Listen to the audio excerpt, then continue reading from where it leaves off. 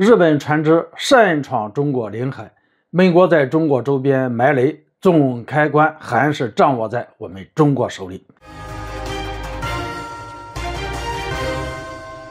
大家好，我是肖映华。近日，据中国海警局网站消息，日本方面一艘游艇和数艘巡逻船擅自闯入中国钓鱼岛领海，遭到了中国海警船的依法驱离。在分析看来，日本方面这次非法闯入中国的领海，可谓是对中国发起的新一轮挑战和行动。毕竟钓鱼岛及其附属岛屿是中国固有的领土，日本方面连一声招呼都不打，就擅自闯入中国的海域，算得上是知法犯法了。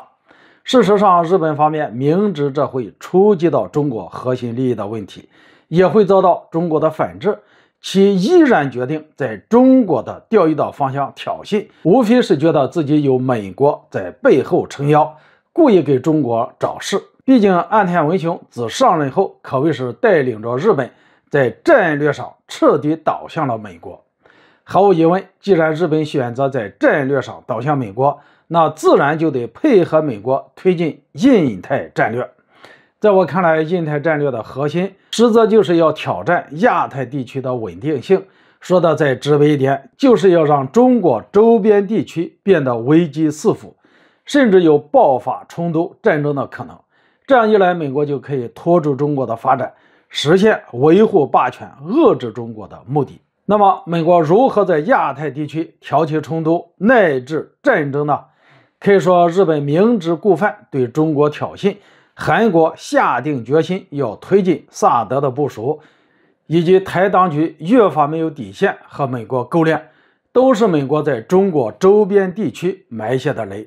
引爆这些雷的总开关似乎在美国人手里。简单来说，就是这些雷到底会不会爆，什么时候爆，由美国人说了算。毕竟对于日本、韩国以及台湾当局的挑衅行为，我们有一条底线，他们不越过这条底线，一切可能都会还有商量的余地，可一旦越过了这条底线，那么我们绝不手软。所以只要美国在背后不断的怂恿鼓励他们越过中国的底线，那么这些雷不就要爆了吗？事实上，至于这些雷什么时候会爆，美国说了根本不算，因为总开关其实就在我们中国手里。在我看来，美国方面能做的最多就是动用各种手段方式来逼迫中国出手，而我们到底出不出手，美国方面的逼迫能起到的作用微乎其微。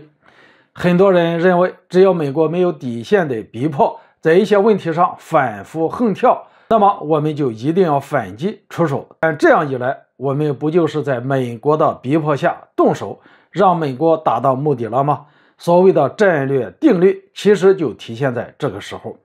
往往美国人越是想让我们干什么，我们越要不去做，基本就对了。说白了，就是不能让美国的阴谋得逞。诚然，解放军实力较几十年前甚至十几年前相比有了非常大的变化，但军事实力的快速发展不是为了打仗，而是为了保护地区的和平和稳定。好了，今天就说到这里，咱们下次见。